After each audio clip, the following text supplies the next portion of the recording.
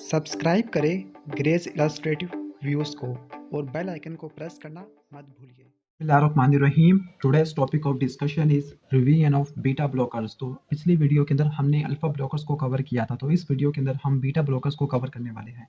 जो beta blockers होते हैं वो सारे के सारे कॉम्पिटिटिव होते हैं, ठीक है, कॉम्पिटिटिव एंटागोनिस्ट होते हैं। मतलब आप इनकी एक्शन को रिवर्स कर सकते हो, इनकी एक्शन को ओवरकम कर सकते हो। जबकि हमने वहां पर देखा था अल्फा ब्लॉकर के अंदर, तो हमें इरिवर्सिबल अल्फा ब्लॉकर भी देखने को मिला था जिसका नाम था फिनॉक्सीबेंजामीन। लेकिन यहाँ पे आपको सारे कॉम्पिटिटिव देखने को मिलते हैं, सारे रिवर्सिबल होते हैं। जो नॉन आप यहाँ पर इसको 3 कैटेगरी के अंदर डिवाइड कर देते हैं depending upon their affinity for beta receptors. कुछ ऐसे होते हैं जिसने बीटा 1 बीटा 2 दोनों पे ऑक्यूपाई करना है, दोनों को ब्लॉक करना है, तो उसको बोले कि नॉन सेलेक्टिव बीटा ब्लॉकर। कुछ ऐसे होते हैं जो बीटा 1 के लिए स्पेसिफिक होती है, कुछ ऐसे होते हैं जो बीटा 2 के लिए स्पेसिफिक होते हैं। ठीक हो गया, तो हम स्टार्ट करने वाले हैं इनके।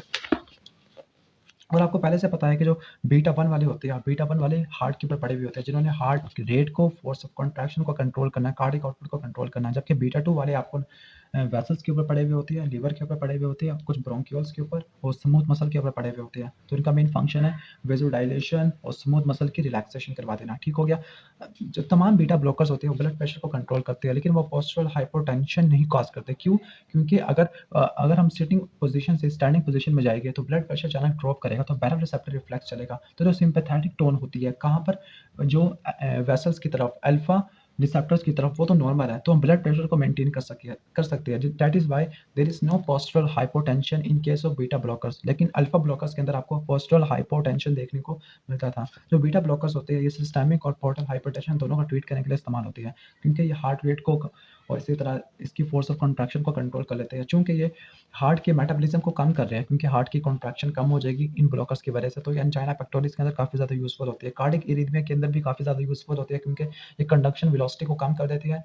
क्योंकि beta blockers sympathetic nervous system के एक्शन को ब्लॉक कर रहे हो। सिंपैथेटिक नर्वस सिस्टम का एक फंक्शन होता है कंडक्शन वेलोसिटी को बढ़ा देना, तो कंडक्शन वेलोसिटी को कम करके कार्डिक एरिथमिया को ट्रीट कर सकते हैं, मायोकार्डियल इन्फार्क्शन को भी ट्रीट करने के लिए, हार्ट फेलियर को भी, हाइपरथायरॉयडिज्म को, ग्लूकोमा को ट्रीट करने के लिए इस्तेमाल हो सकती है। इसके साथ साथ ये प्रोफाइलेक्सिस ऑफ माइग्रेन हेडेक, इसको ठीक करने के लिए भी इस्तेमाल हो सकते हैं। जो तमाम बीटा ब्लॉकर्स, इनके नाम के आखिर में जो सफिक्स इस्तेमाल होता है वो होता है OLOL, डबल यानी OLOL। लेकिन लेबेटोलोल और कैर्बिडायोल, इनमें OLOL इस्तेमाल नहीं होता है। ठीक हो गया। और ये दोनों वाहिद ब्लॉकर्स होते हैं जो अल्फा और बीटा दोनों को ब्लॉक कर सकते हैं। ये वाहिद एड्रेनर्जिक ब्लॉकर्स है जो अल्फा को भी ब्लॉक कर सकते हैं, बीटा को भी ब्लॉक कर सकते हैं, और ये हाइपरटेंशन के अंदर इस्तेमाल हो जाते हैं। पहला हम ब्लॉकर स्टार्ट करने वाले हैं वो है प्रोपेनोलोल। हमने कहा था कि जो प्रोपेनोलोल होता है वो नॉन सेलेक्टिव बीटा ब्लॉकर है, जबकि सेलेक्टिव बीटा ब्लॉकर में बीटा 1 के लिए एटिनोलोल और बीटा 2 के लिए ब्यूटाक्सामीन। तो हम स्टार्ट करने वाले हैं नॉन सेलेक्टिव बीटा एंटागोनिस्ट। जो नॉन सेलेक्टिव होते हैं उनको ज़्यादा यूज़ इसलिए नहीं करते क्योंकि इनके आपको साइड इफेक्ट देखने को मिलते हैं। मिसाल के तौर पर अगर आपने हार्ट का अगर टारगेट करना हो तो फिर ये बीटा 2 वाले रिसेप्टर भी टारगेट हो जाते हैं, क्योंकि ये नॉन सेलेक्टिव होती है, बीटा 1 और बीटा 2 दोनों पे बाइंड कर सकते हैं। आगे जो बीटा ब्लॉकर्स होते हैं वो बीटा एगोनिस्ट के एक्शन को भी ब्लॉक कर सकते हैं। और beta agonist, non selective beta agonist, आपने इसका पढ़ा था आइसोप्रोटिनोल, बीटा 1 बीटा 2, जिसके सेंसिटिविटी बीटा रिसेप्टर के लिए काफ़ी ज़्यादा होती है as compared to alpha receptors. ठीक हो गया। तो बीटा ब्लॉकर अगर हम इस्तेमाल करते हैं तो फिर जो बीटा एगोनिस्ट अपना फंक्शन सही तरह नहीं कर पाता। अब हम इसके एक्शन को देख लेते हैं। कार्डियोवास्कुलर सिस्टम के ऊपर बीटा 1 रिसेप्टर की आपको बीटा 1 रिसेप्टर ब्लॉक हो जाने की वजह से कार्डिक आउटपुट कम देखने को मिलेगी, जिसकी वजह से इनोट्रोपिक का मतलब होता है, ठीक है, CH का मतलब होता है हार्ट रेट, एनोट्रोपी का मतलब फोर्स ऑफ कॉन्ट्रैक्शन। ठीक हो गया। इसके साथ साथ आपको SA नोड, AV नोड की एक्टिविटी भी कम देखने को मिलेगी, ब्रेडिकार्डिया हो जाएगा। ठीक है। और यहाँ पे टैकीकार्डिया इसलिए नहीं होगा क्योंकि आप बीटा रिसेप्टर को ब्लॉक कर रहे हैं, जिसकी वजह से हार्ट रेट कभी भी नहीं बढ़ सकता, बल्कि हार्ट रेट कम ही होगा। ठीक हो गया। इसी के साथ जो cardiac output, workload, oxygen consumption सब की सब कम हो जाती है बीटा ब्लॉकर्स की वजह से। और that is why it is used in the treatment of angina, क्योंकि एंजाइना के अंदर हार्ट के ऊपर लोड काफ़ी ज़्यादा हो जाता है और हार्ट की जो ऑक्सीजन सप्लाई वो कम हो जाती है, तो फिर ऑक्सीजन कंजप्शन को, वर्कलोड को हम बीटा ब्लॉकर के जरिए कम कर सकते हैं। That is why they are useful in the treatment of angina. इसी के साथ जो बीटा ब्लॉकर्स होते हैं सुप्रावेंट्रिकुलर कार्डिक एरिथमिया को ट्रीट करने के लिए भी इस्तेमाल हो सकते हैं। इसी के साथ हम दूसरा एक्शन पढ़ लेते हैं, पेरिफेरल वेसोकंस्ट्रिक्शन। अब चूंकि बीटा ब्लॉकर्स ने बीटा 2 रिसेप्टर को भी ब्लॉक कर लेना है। ऊपर तो बीटा 1 था, अब वेसल्स के ऊपर तो बीटा 2 देखने को मिलता है, तो बीटा 2 रिसेप्टर ब्लॉक हो जाती है, तो फिर वेसोडाइलेशन नहीं हो पाएगी। जब वेसोडाइलेशन नहीं होगी तो फिर अनअपोज्ड वेसोकंस्ट्रिक्शन देखने को मिलेगी। In short total peripheral resistance काफ़ी ज़्यादा बढ़ जाती है, और यहाँ पे इस तरह से होता है कि बीटा 1 रिसेप्टर ब्लॉक होते हैं तो फिर ब्लड प्रेशर कम हो जाता है। क्यों? क्योंकि कार्डिक आउटपुट कम होगी। जब कार्डिक आउटपुट कम होगी फिर इसकी वजह से होगा क्या? ब्लड प्रेशर कम हो गया। ब्लड प्रेशर कम हो गया तो बैरो रिसेप्टर रिफ्लेक्स चलेगा। अब वो हार्ट के ऊपर तो हार्ट रेट को बढ़ा नहीं सकता, फोर्स ऑफ कंट्रैक्शन को बढ़ा नहीं सकता क्योंकि इसका एक्शन एंटागोनाइज हो रहा है। लेकिन वेसल्स के ऊपर जाके काम कर सकता है क्योंकि वेसल्स के ऊपर अल्फा रिसेप्टर तो इंटैक्ट हुए हुए हैं। तो वहाँ पर आपको वेसो कंस्ट्रक्शन देखने को मिल सकती है। ब्रोंको कंस्ट्रक्शन, ठीक है, जो सिम्पैथेटिक नर्वस सिस्टम है इसने करानी होती है ब्रोंको डायलेशन, और अगर हम सिम्पैथेटिक नर्वस सिस्टम के एक्शन को ब्लॉक कर दें तो फिर ब्रोंको कंस्ट्रक्शन देखने को मिलती है। तो फिर ऐसी ड्रग्स को सीओपीडी या अस्थमा के पेशेंट के अंदर हम प्रेफर नहीं करते। इसके बाद disturbance in the glucose metabolism. आपको एक बात तो पता है कि जो सिम्पैथेटिक नर्वस सिस्टम एपिनेफ्रिन और एपिनेफ्रिन ये ग्लूकोज की रिलीज को बढ़ा देते हैं, ग्लूकोज की यूटिलाइजेशन को कम कर देते हैं, हाइपरग्लाइसीमिया कॉज करवा देते हैं। तो फिर अगर हम क्या करेंगे, अगर हम प्रोपेनोलोल देंगे तो प्रोपेनोलोल की वजह से क्या होगा कि ग्लूकोज का मेटाबॉलिज्म या ग्लूकोज का रिलीज कम हो जाएगा।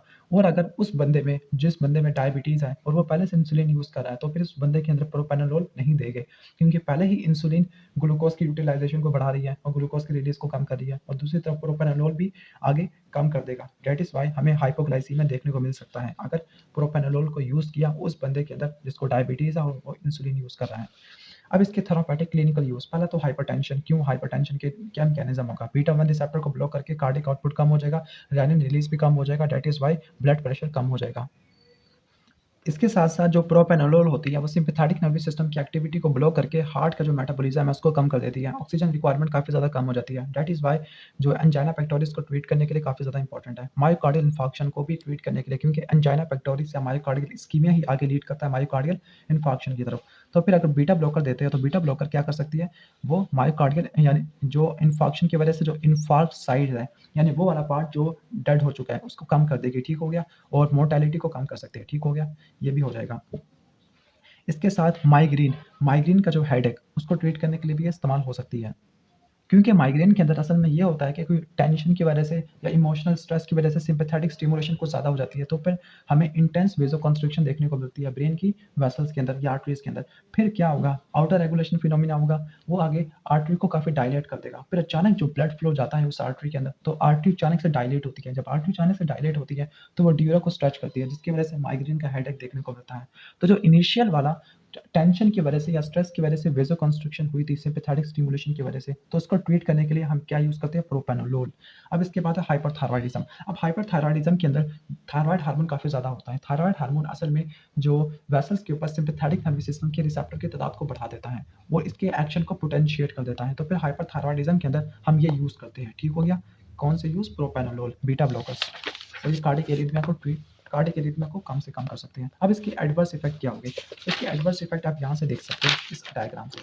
तो पहला ये होगा कि ब्रोंको कंस्ट्रक्शन देखने को मिलेगी। ब्रोंको कंस्ट्रक्शन क्यों देखने को मिलेगी, क्योंकि आपको पता है कि सिम्पैथेटिक स्टिमुलेशन का मेन फंक्शन होता है कि ब्रोंको डायलेशन करवा देना, लेकिन अगर आप बीटा 2 रिसेप्टर को ब्लॉक कर देंगे तो फिर ब्रोंको कंस्ट्रक्शन देखने को मिलेगी। एरिथमिया, अब एरिथमिया अगर अगर वो एरिथमिया जिसका मेन कॉज हो डिक्रीज कंडक्शन वेलोसिटी, तो फिर एरिथमिया मजीद प्रेसिपिटेट भी हो सकता है। तो फिर बीटा ब्लॉकर को आप स्पेसिफिक रेंज के अंदर आप यूज़ करते हो, तो क्योंकि ये एरिथमिया को मजीद ये प्रेसिपिटेट कर सकती है। सेक्सुअल इंपेयरमेंट, आपको पता है कि जो सिम्पैथेटिक नर्वस सिस्टम का एक इंपॉर्टेंट रोल होता है एजैकुलेशन के अंदर, ठीक हो गया। तो फिर बीटा रिसेप्टर को अगर ब्लॉक कर दे तो फिर सेक्सुअल डिसफंक्शन देखने को मिलता है। और अगर मैंने बात की थी इजैकुलेशन की, तो इजैकुलेशन मेनली होता है अल्फा रिसेप्टर पर, लेकिन जो दूसरे फैक्टर्स होते हैं जो सेक्सुअल एक्टिविटी को कंट्रोल करते हैं वो बीटा रिसेप्टर के ऊपर डिपेंडेंट होते हैं, ठीक है। तो सेक्सुअल डिसफंक्शन भी कॉज हो सकता है। मेटाबॉलिक डिस्टर्बेंस, मैंने आपको कहा था कि जो बीटा ब्लॉकर्स होते हैं वो ग्लूकोज की रिलीज को कम से कम कर देते हैं, यानी वो ग्लाइकोजिनोलाइसिस और ग्लूकागॉन की सिक्रेशन को कम कर देंगे। तो इन शॉर्ट हमें हाइपोग्लाइसीमिया देखने को मिलेगा, और ये हाइपोग्लाइसीमिया उस बंदे के अंदर डायबिटिक के अंदर जो पहले से इंसुलिन ले रहा है काफ़ी ज़्यादा हार्मफुल साबित हो सकता है। अब इसके सीएनएस के अंदर क्या क्या इफेक्ट हो गया, सीएनएस के अंदर डिजीनेस, डिप्रेशन, लिथार्जी, फटीग, ये सब चीज़ें हमें देखने को मिलेगी। अब ड्रग्स की इंटरेक्शन क्या होती है, ऐसी ड्रग्स जो प्रोपेनोलोल की एक्टिविटी को ब्लॉक कर देती है, तो वो कौन कौन सी है, सिमिटिडिन, फ्लॉक्सिटिन, पैरोक्सिटिन और रिटोनोवेल। तो ये क्या करती है, ये एंटी हाइपरटेंसिव इफेक्ट को पोटेंशिएट कर देती है। ये ड्रग असल में इसके प्रोपेनोलोल की एक्शन को नहीं बल्कि प्रोपेनोलोल के मेटाबॉलिज्म को इनहिबिट कर देती है। जब प्रोपेनोलोल का मेटाबॉलिज्म इनहिबिट हो जाएगा तो फिर प्रोपेनोलोल अच्छे इस तरीके से काम कर सकेगी ज़्यादा अरसे तक। तो इस वजह से ये पोटेंशिएट हो जाता है हाइपरटेंसिव। और कुछ ऐसी ड्रग्स जो इसके मेटाबॉलिज्म को स्टिमुलेट करती है जैसे बारबिटूरेट्स, फिनाटोन, रिफेम्पिन, ये इसके इफेक्ट को काफ़ी ज़्यादा कम कर देती है। अब हम देख लेते हैं दूसरी ड्रग्स, वो है नेडोलोल, टीमोलोल ये नॉन सेलेक्टिव बीटा एंटागोनिस्ट होती है। नाडोलोल और टीमोलोल ये भी बीटा 1 और बीटा 2 दोनों को ब्लॉक करती है, लेकिन इनकी पोटेंसी प्रोपेनोलोल से काफ़ी ज़्यादा होती है। जो नाडोलोल है इसका ड्यूरेशन ऑफ एक्शन काफ़ी ज़्यादा लॉन्ग होता है, जबकि जो टीमोलोल होती है ये एक्वस ह्यूमर के प्रोडक्शन को कम कर देती है। That is why it is used in the treatment of open angle glaucoma. तो जो ओपन एंगल ग्लूकोमा को इस्तेमाल करने के लिए कौन कौन सी ड्रग्स होती है? बीटा ब्लॉकर्स होती है, अल्फा एगोनिस्ट होती है, कोलिनर्जिक एगोनिस्ट या कोलिनोमिमेटिक, प्रोस्टाग्लैंडिन लाइक एनालॉग्स और कार्बोनिक एनहाइड्रेस इनहिबिटर। इनको हम सेपरेट वीडियो से कवर कर लेंगे। अब है इसके बाद एस्टाबिलोल, एटिनोलोल, ब्यूटोक्सिलोल और बिसोप्रोलोल, एस्मोलोल, मेटाप्रोलोल और नेबियोलोल। तो ये जो ड्रग्स होती है ये सिलेक्टिव होती है बीटा 1 रिसेप्टर के लिए, और बीटा 1 रिसेप्टर आपको पता है कि कहाँ पे होते हैं? हार्ट के ऊपर होते हैं, ठीक है? तो ये वाली ड्रग्स होती है सिर्फ बीटा 1 वाले रिसेप्टर को ब्लॉक करती है, बीटा 2 वाले को अफेक्ट नहीं करती।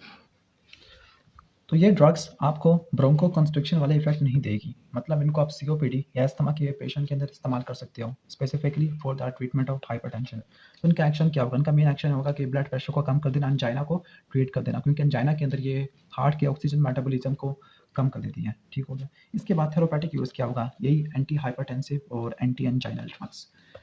अब हम इसके बाद देख लेते हैं ऐसे कुछ ऐसी ड्रग्स होती है जो न्यूरोट्रांसमीटर की रिलीज को या अपटेक को ब्लॉक कर देती है। वो थे रिजर्पिन। रिजर्पिन हमने कहा था कि ये जो असल में क्या होती है, ये इनके इसका मेटाबॉलिज्म मैं आपको यहाँ से दिखा देता हूँ रिजर्पिन का, जब हमने एड्रीनर्जिक ट्रांसमिशन पढ़ी थी, ठीक हो गया।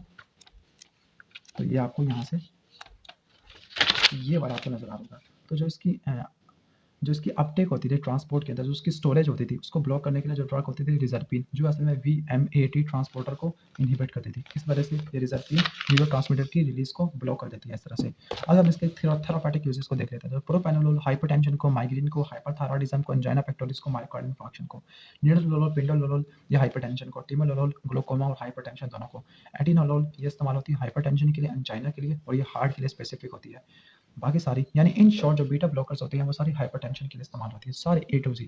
लेकिन प्रोपेनोलोल एंजाइना में भी इस्तेमाल हो सकती है, हाइपरथायरॉयडिज्म में भी, और ठीक है, और अब मायोकार्डियल इंफार्क्शन के अंदर भी इस्तेमाल हो सकती है। तो ये था बेसिक ओवरव्यू बीटा ब्लॉकर्स का। तो हमने वेरी ब्रीफ ओवरव्यू लिया है, क्योंकि इसके ऊपर हम इंशाल्लाह नोट्स वाली वीडियो बनाने वाले हैं, क्योंकि जिसमें हम सारे इंपॉर्टेंट पॉइंट्स को कवर करेंगे in the form of flow chart. तो ये थी रिवीजन वाली वीडियो, और वो होगी कॉन्सेप्चुअल वीडियो, जिसके अंदर हम फ्लो चार्ट बना के हम समझेंगे कि बीटा ब्लॉकर किस तरह से काम करते हैं। तो अगर आप वो वीडियो हासिल करना चाहते हो या फिर देखना चाहते हो, तो फिर आपको एक काम करना पड़ेगा, चैनल को सब्सक्राइब करना पड़ेगा अगर आपने नहीं किया, और वीडियो को लाइक शेयर करना पड़ेगा। Thanks for watching this video. अल्लाह हाफिज़।